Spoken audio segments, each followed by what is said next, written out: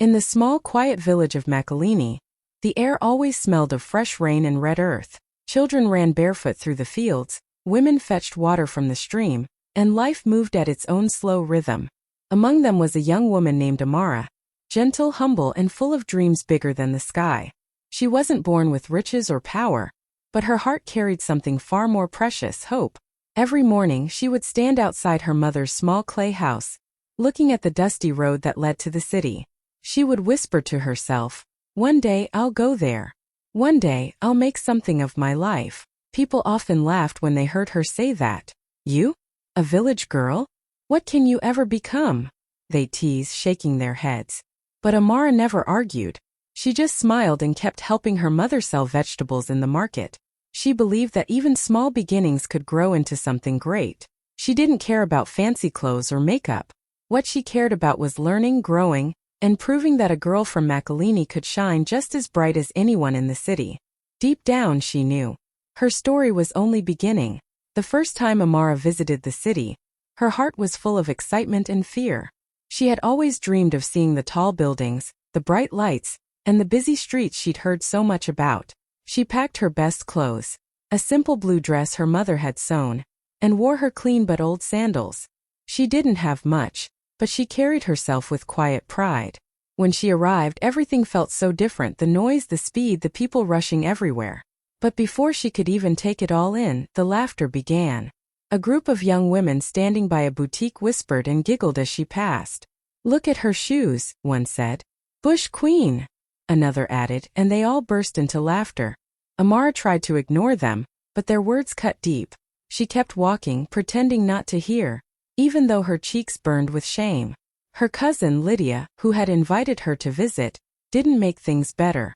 When they walked together in public, Lydia kept a little distance as if embarrassed.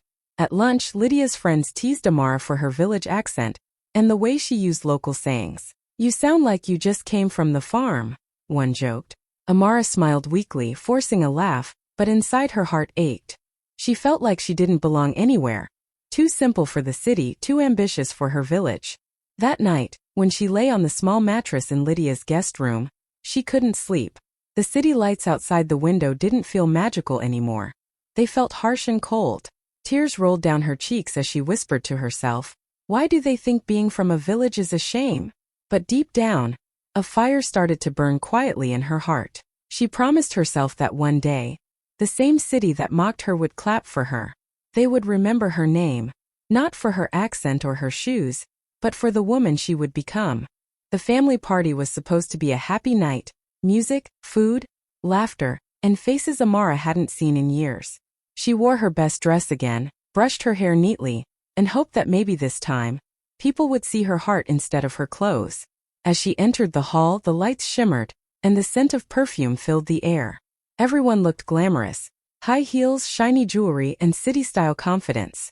Amara felt a little out of place but tried to smile and greet everyone warmly.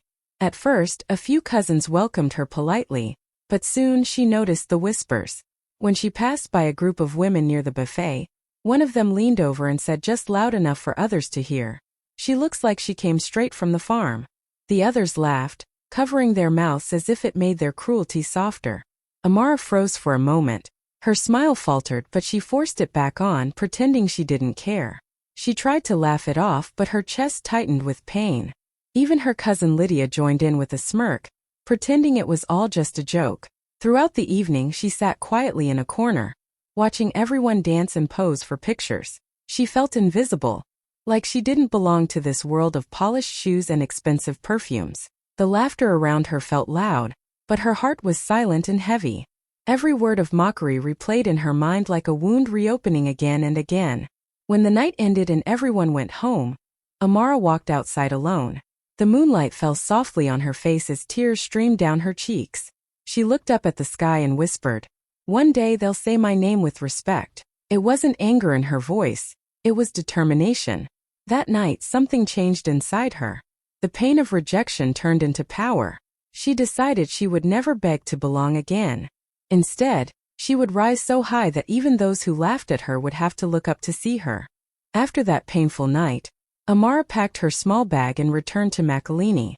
The bus ride home felt long and quiet. As she watched the trees and dusty roads pass by, she promised herself that she would never again let anyone make her feel small. She didn't have money or connections, but she had ideas, and a fire that refused to die. Back in her village, she sat under the mango tree near her mother's house and began to plan. She remembered how her grandmother used to make natural oils from local seeds, and how tourists once admired her handmade baskets. That gave her an idea.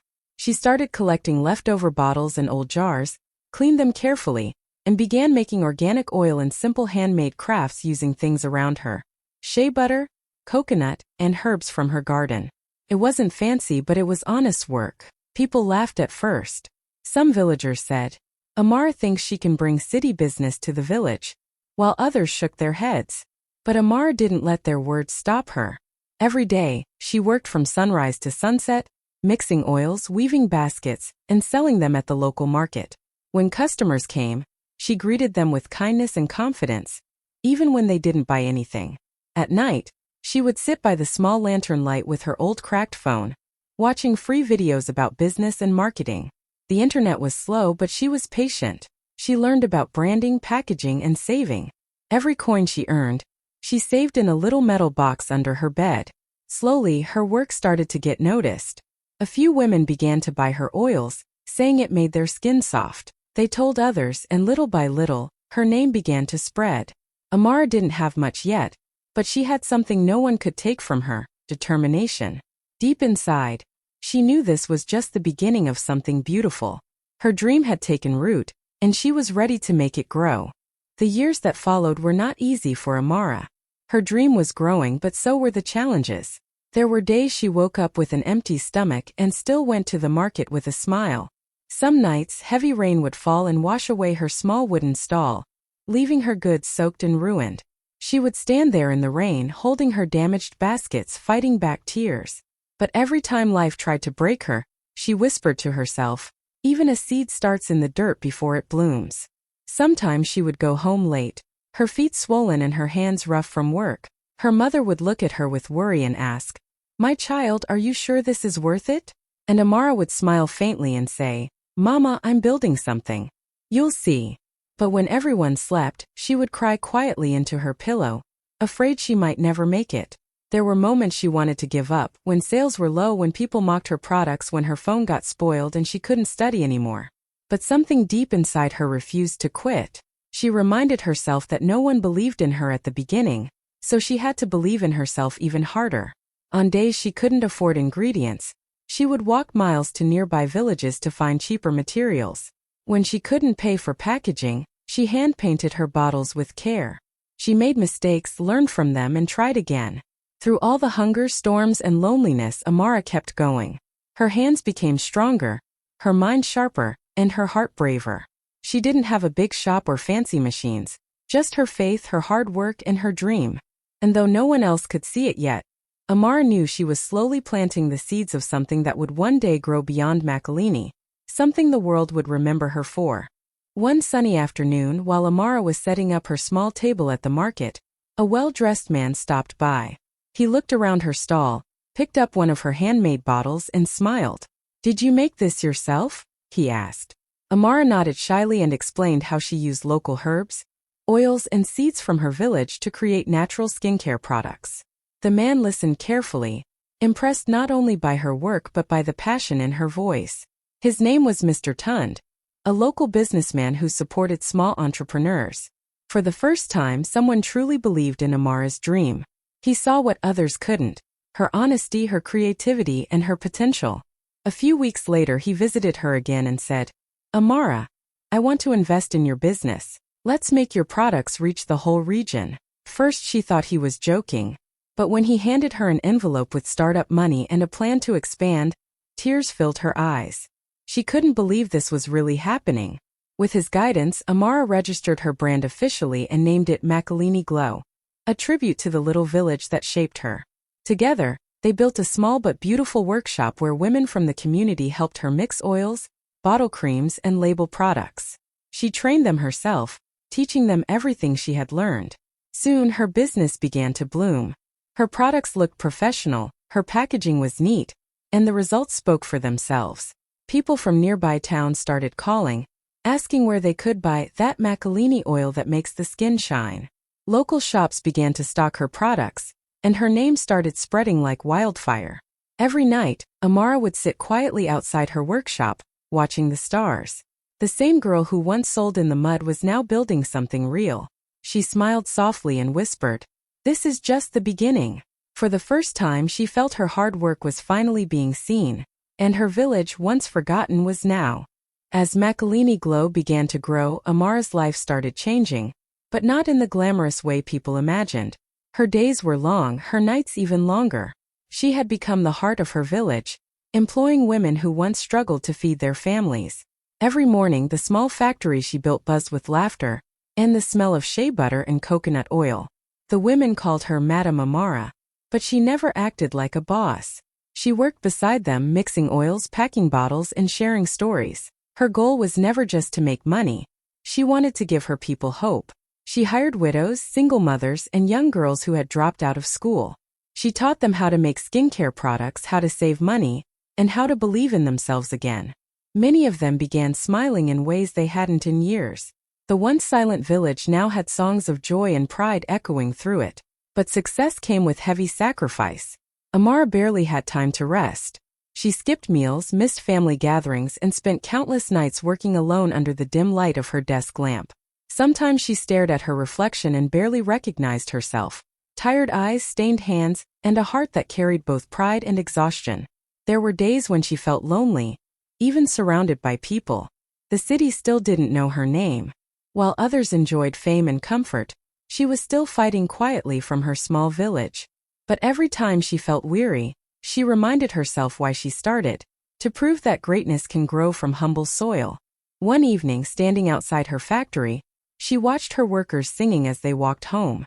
Their laughter filled the air, and tears rolled down her cheeks, not from sadness but from gratitude. She whispered softly, "If the city hasn't seen me yet, that's fine.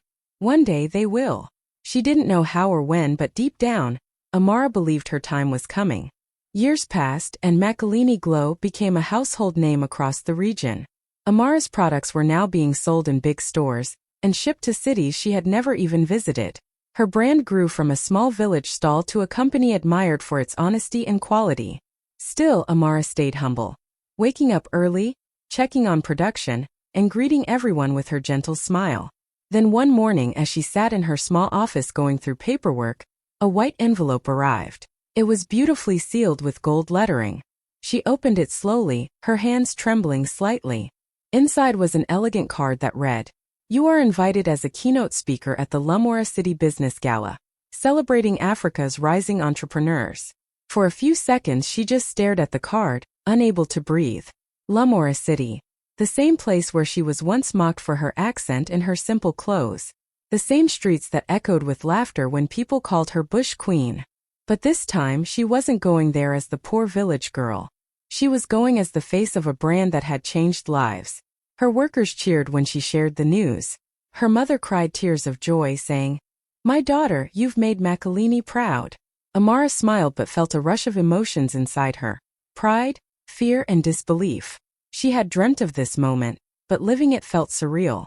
That night she couldn't sleep. She sat by her window, staring at the moon, remembering the girl who once cried herself to sleep in a small room in Lamora. Now she was returning to the same city, not to beg for acceptance, but to stand on a stage and inspire others. She whispered softly, "God, you turned my pain into purpose." The next morning she began preparing for the event, not just her dress or her speech but her heart. She knew this trip would be more than a business event. It would be her moment of redemption, the day the world finally saw the woman behind the name Makalini Glow. The night of the gala finally arrived. Lamora City was glowing with lights, and the air buzzed with excitement. Expensive cars lined the streets, and photographers waited eagerly at the entrance of the Grand Hotel. When Amara's black luxury car stopped in front of the red carpet, everyone turned to see who would step out. Slowly, the door opened and she emerged, graceful, confident, and shining like gold. She wore a long golden gown that shimmered under the lights, perfectly matching her rich brown skin. Her hair was styled elegantly, and her calm smile carried a quiet power. For a moment the whole crowd went silent. Then the whispers began. "Is that Amara Makalini? The skincare woman? One reporter asked.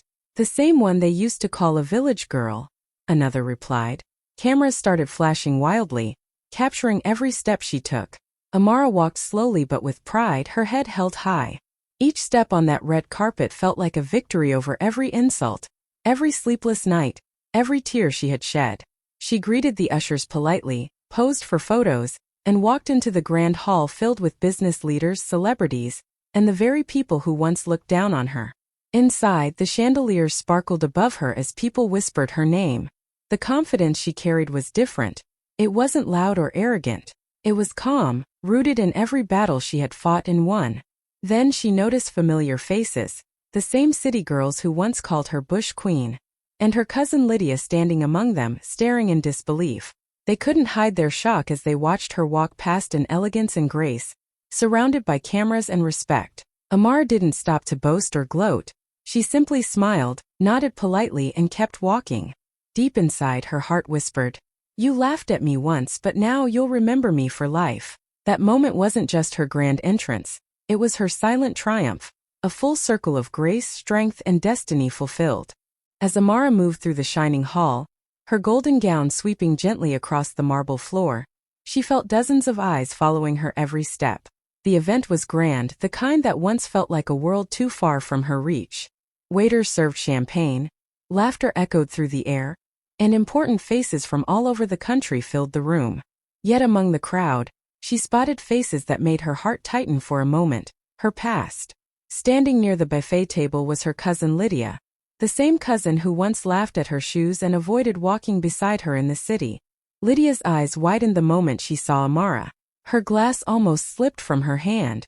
Next to her stood two of those city girls who had called Amara the Bush Queen. They all stared in silence, their smiles fading as Amara glided across the room with the confidence of a woman who had conquered her pain. Amara didn't hide or avoid them. Instead, she smiled softly and continued greeting the guests. She shook hands with top CEOs, government officials, and investors who lined up to meet her. "It's an honor, Madam Amara," one of them said. "Your brand has changed lives." Cameras flashed around her as journalists scribbled notes. The women who once mocked her could only watch, their faces pale with disbelief. They whispered among themselves, trying to make sense of how the village girl had become the woman everyone wanted to know. The air around them felt thick with shock, regret, and envy. At one point, Lydia tried to approach her, forcing a nervous smile. "Amara, I didn't know you'd be here," she said. Amara turned, her eyes calm and kind. "Yes, Lydia," she replied gently. "It's been a while." And with that, she smiled and walked away to greet another group of business leaders. It wasn't revenge, it was grace. Amara didn't need to prove anything anymore. Just her presence in that hall was enough to remind them that sometimes, the people you look down on are the ones who rise the high. When it was finally time for Amara to speak, the lights in the grand hall dimmed, and a hush fell over the crowd. Her name was announced with honor. "Please welcome the founder and CEO of Makalini Glow, Madam Amara Okoye." The applause was loud, but Amara's heart beat even louder in her chest. She took a deep breath and stepped onto the stage, her golden gown flowing like sunlight behind her. She stood before hundreds of powerful faces, business leaders, politicians, celebrities, and yet in her heart she saw only one image: the young village girl who once cried herself to sleep. When she began to speak, her voice was calm but carried deep emotion. "Years ago," she said softly, "I came to this city for the first time. People laughed at me, my accent, my clothes, my dreams. They called me a village girl." The crowd fell completely silent, listening closely. Amara paused, then smiled gently. "And they were right. I am a village girl, and I am proud of it, because it was that village that taught me strength, humility, and vision. It was that soil, that dust, that struggle that shaped who I am today." Her voice grew stronger with each word, and her eyes glistened under the lights. She went on to talk about the nights she worked under a lantern, the times she went hungry, and how she built her business with faith and hard work. "You don't need a big name to make a big impact," she said. "You just need a dream that refuses to die." By the time she finished, the entire hall was on its feet. People clapped, cheered, and some even wiped away tears. Lydia and the girls who once mocked her stood frozen, unable to stop the flood of emotion. Amara bowed her head humbly as the applause echoed through the room. It wasn't just a speech, it was a full-circle moment. The same city that once rejected her was now celebrating her. And for the first time, Amara truly felt seen. Not for her beauty or wealth, but for her strength and her story. As Amara stepped down from the stage, the applause still thundered through the hall. People stood, clapping and cheering, their eyes shining with admiration. Some were even crying. The same city that once mocked her accent was now hanging on to every word she spoke. Her message had touched something deep. It wasn't just about business or success. It was about hope, courage, and believing in yourself when no one else does. Among the crowd, she noticed the most unexpected sight. Lydia and the two city girls wiping their eyes. The same ones who once laughed at her now stood there with trembling lips, looking at her as if seeing her for the first time. It wasn't guilt alone that filled their faces. It was realization. They finally understood what Amara had known all along, that greatness often comes from the very places people ignore. Reporters rushed to her asking for interviews. CEOs and politicians congratulated her, calling her story a light for Africa's young women. Some even said her words reminded them of their own humble beginnings. Amara smiled kindly, answering every handshake with grace and warmth. She wasn't proud in a loud way. Her power was quiet, grounded in gratitude. For a moment she looked around the grand hall, the chandeliers, the polished marble floors, the cameras flashing, and she felt something deep in her heart shift. She realized she didn't need validation anymore. She had already won the day. She decided to believe in herself back in Makalini. Everything after that was just a beautiful reward for her persistence. When she finally sat down, a young woman approached her with tears in her eyes and said, "Madam Amara, you made me believe I can do it too." Amara held her hand and smiled, whispering, "You can, my dear. Never let anyone tell you where you belong." That moment was worth more than all the applause. Because Amara didn't just succeed, she inspired. Her story had become a mirror of hope for every girl who ever felt small. That same night, after the gala ended, Amara was invited to a private dinner with a group of international investors who had watched her speech in awe. They told her how deeply her story had moved them, and how much they admired her work with women in her village. One of them, a tall woman from London named Clara, leaned forward and said, "Amara, your brand isn't just a business, it's a movement. We want to be part of it." Amara listened carefully, her heart racing. For years, she had dreamed of taking Makalini Glow beyond her country, of seeing her products on shelves around the world. And now the opportunity was right in front of her. They offered her a partnership deal that would help her expand across East Africa and even into Europe. It was the kind of deal people only dream about, life-changing, powerful, and historic. Tears welled up in her eyes as she signed the papers. The same hands that once sold oils in dusty bottles at the village market were now signing a global agreement. Everyone in the room stood to applaud her. Cameras clicked, champagne glasses clinked, and Amara could barely hold back her emotions. By morning, the news was everywhere. Social media exploded with photos and headlines. The village girl who now owns half of Lamora City. Journalists praised her for her resilience and vision. People who once ignored her suddenly spoke proudly of knowing her. Even those who had mocked her name were now sharing her story, calling her an inspiration to Africa. Back in Makalini, her workers gathered around the small radio, cheering and ululating when they heard her name. Her mother cried tears of joy, saying, "My daughter did it." As for Amara, she didn't feel pride as much as peace. Standing by her hotel window, looking at the sparkling city lights, she smiled softly. "From the dirt to the stars," she whispered. Her dream had finally broken every boundary, and the world was now watching the girl who refused to give up. When Amara returned to Makalini, the village where her journey had begun, it was like a dream come true. From miles away, she could hear the sound of drums, singing, and laughter.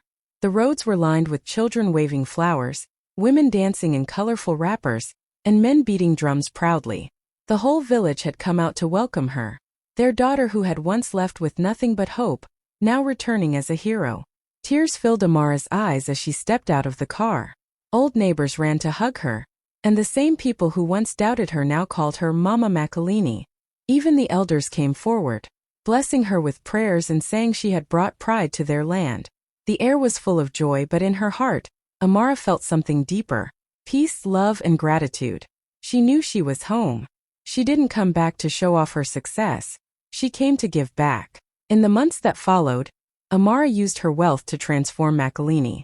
She built a modern school so children wouldn't have to walk for miles to learn. She opened a small hospital where mothers could give birth safely and children could get free care. She also started a training center to teach young women how to make skincare products and run their own businesses, just like she once dreamed of doing. Every corner of the village started to change. There was electricity, clean water, and hope in people's eyes. Families who once struggled now had jobs, and girls who once dropped out of school were learning and smiling again.